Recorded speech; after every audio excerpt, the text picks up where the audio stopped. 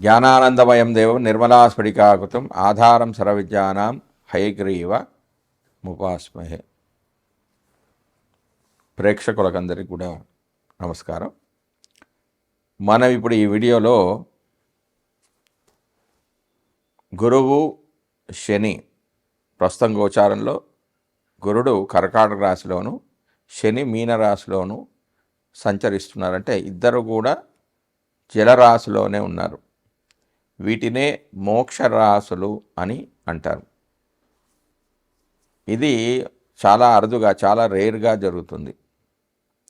ఇలా ఉన్నప్పుడు అంటే గురుడు కర్కాటకంలో ఉన్నప్పుడు శని మీనరాశిలో ఉన్నప్పుడు 12 రాశుల వారికి ఇలాంటి ఫలితాలు జరుగుతాయి.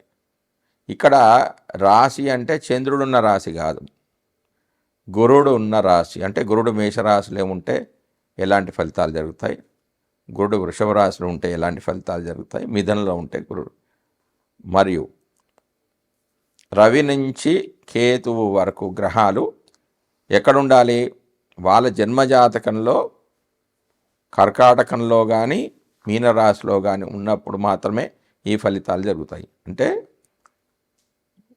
12 రాశులు అంటే మేషం నుంచి మీనం వరకు, మేషరాశిలో గురుడు, వృషభ రాశిలో గురువు ఇలా ఉంటూ కర్కాటకంలో కానీ మీనంలో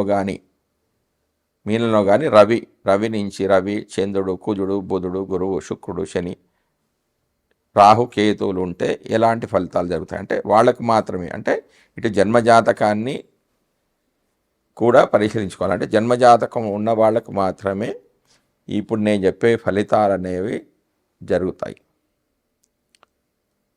దీన్ని ఎవరి జాతకంలోనైనా గురువు శని ఆ రాశులలో ఉంటాయి. అంటే అగ్నితత్వ రాశుల్లో కానీ, భూతత్వ కానీ, వాయు జలతత్వ రాశుల్లో కానీ ఉంటే, అంటే వాటికి 15927 కనెక్షన్ ఉంటే, ఒకరికొకరు 1, 5, 9, 2, 7 స్థానాల్లో ఉంటే దీన్ని కర్మధర్మాధిపతి యోగం అంటారు. అంటే వీరికి జీవితం అనేది కొంచెం ఆలస్యంగా ప్రారంభమవుతుంది, కానీ స్థిరమైన జీవితం అనేది ఉంటుంది.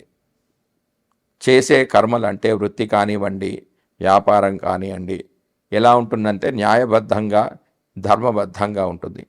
మోసం చేయడం అనేది అసలు జరగదు, నిజాయితీగా సంపాదన ఉంటుంది. ప్రస్తుతం గోచారంలో కర్కాటకంలో గురుడు, మీనరాశిలో శని సంచరిస్తున్నారు. ఇద్దరు ఒకరికొకరు కోణ రాశిలో ఉన్నారు. ఈ 2 రాశులను జలరాశులు అంటారు. వీటినే మోక్ష రాశులు అని అంటారు. గురువు శని ఒకరొకరు కోణరాశులు ఉండడం వల్ల మేషాది వృశ్చిక రాశుల వారికి, అంటే ఇక్కడ చంద్రుడిని తీసుకోకండి, చంద్రుడిని రాశి తీసుకోకండి. మేషంలో గురువు ఉన్నప్పుడు ఎలాంటి ఫలితాలు కలుగుతాయి, మిథునంలో గురువు ఉన్నప్పుడు ఎలాంటి ఫలితాలు, ఇట్లా 12 రాశుల వారికి ఎలాంటి ఫలితాలు జరుగుతాయి అనేది నేను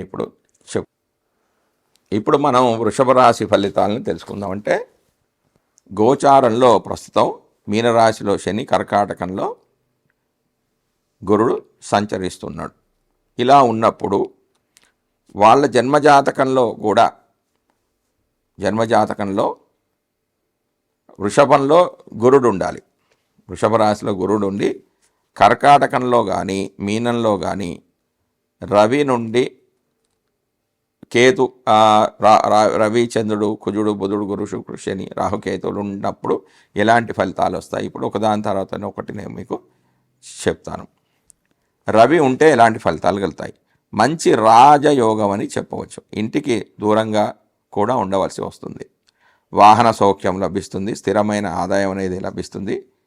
ఇల్లు కొనాలనే ప్రయత్నాలు అనుకూలిస్తాయి. వాహన సౌఖ్యం, గృహ సౌఖ్యం అనేది లభిస్తుంది.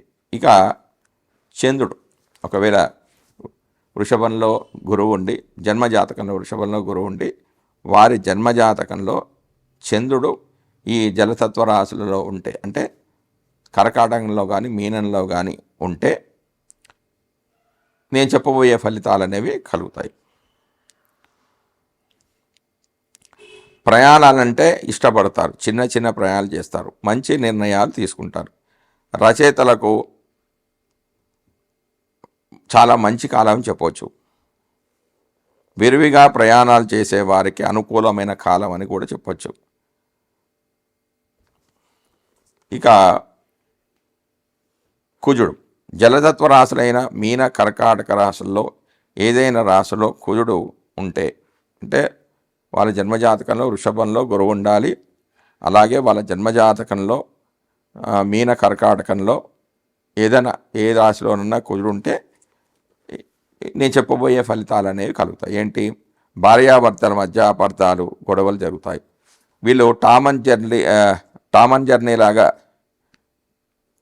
గొడవలు పడతారు. టామ్ అండ్ జెర్రీ ఉంటుంది కదా, కాటు, అట్లా పడతారు. లాయల్గా నిజాయితీగా ఉంటారు, కానీ కొంత ఉద్రేకమైన స్వభావం ఉంటుంది. అంటే కుజుడు కొంచెం కోపం, అహంకార స్వభావం ఉంటుంది కదా, అలాగ ఉంటుంది. అంటే కోపంగా ఉంటారు, వృత్తిలో రాణిస్తారు, సంపదలు అనేవి పెరుగుతాయి, త్యాగబుద్ధి అనేది ఉంటుంది, గాయాలకు గురి అయ్యే అవకాశం ఉంది. అంటే సర్జరీస్, ఆపరేషన్లు జరిగే అవకాశం కూడా ఉంది. తన తోటి భాగస్వాములకు ఏదైనా సమస్య వస్తే వారి తరపున ఉండి పోరాటం చేస్తారు, కష్టపడతారు. వివాహం ఆలస్యంగా జరిగే అవకాశం అనేది ఉంది. తర్వాత బుధుడు. ఒకవేళ బుధుడు జలతత్వ రాశిలో ఉంటే ఎలాంటి ఫలితాలు కలుగుతాయి? అంటే జన్మజాతకంలో వృషభంలో గురువు ఉండాలి. అలాగే వారి జన్మజాతకంలో జలతత్వ రాశులైన కర్కాటక, మీన రాశిలో బుధుడు ఉంటే నేను చెప్పబోయే ఫలితాలు అనేవి అందులో కొంతలో కొంత జరుగుతాయి. మంచి అమ్మకదారుడుగా మారుతాడు. ఇతరులను ఒప్పించేలా తన ప్రసంగం అనేది ఉంటుంది. సంపద అనేది పెరుగుతుంది.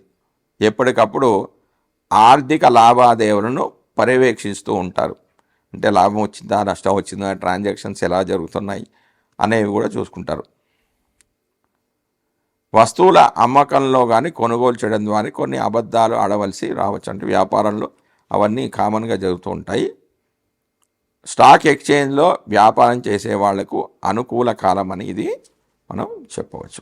ఇక తర్వాత గురుడు. ప్రస్తుత గోచారంలో కర్కాటకంలో గురుడు ఉన్నాడు. ఒకవేళ జన్మరాశిలో కూడా కర్కాటకంలో కానీ మీనరాశిలో కానీ గురుడు ఉంటే వాళ్ళ యొక్క ఫలితాలు ఎలాగ ఉంటాయి? మంత్రతంత్రాలు, జ్యోతిష్య పరిశోధనతో పాటు మంత్రతంత్రాలు, జ్యోతిష్య పరిశోధనల పట్ల వీళ్ళు ఆకర్షితులు అవుతారు. కొంత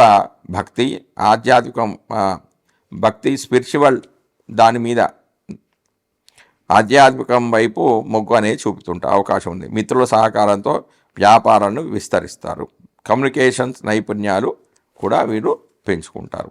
ఇక శుక్రుడు. ఒకవేళ శుక్రుడు ఈ జలతత్వ రాశిలో ఉంటే మీనంలో కానీ కర్కాటకంలో కానీ ఉండి జన్మజాతకంలో వృషభంలో గురువు ఉంటే వాడికి ఎలాంటి ఫలితాలు కలుగుతాయి? అంటే మంచి సంపాదన అనేది ఉంటుంది. వీళ్ళకి వివిధ రకాలైన ఆదాయాలు లభిస్తాయి. శుక్ర సంబంధిత అనారోగ్య సమస్య వచ్చే అవకాశం ఉంది. ఆరోగ్య విషయంలో జాగ్రత్త అనేది చాలా అవసరం వీరికి. దాని తర్వాత శని. సాంప్రదాయాలను పాటిస్తారు, ఆధ్యాత్మిక కార్యక్రమాల్లో పాల్గొంటారు, కానీ తండ్రితో విభేదాలు వచ్చే అవకాశం ఉంది. తండ్రికి దూరంగా ఉంటారు, ఉన్నత పదవులు లభిస్తాయి. కెరియర్ అనేది నెమ్మదిగా ప్రారంభమవుతూ ఉంటుంది. స్థిరమైన ఆదాయ వనరులు లభిస్తాయి. జై శ్రీమన్నారాయణ.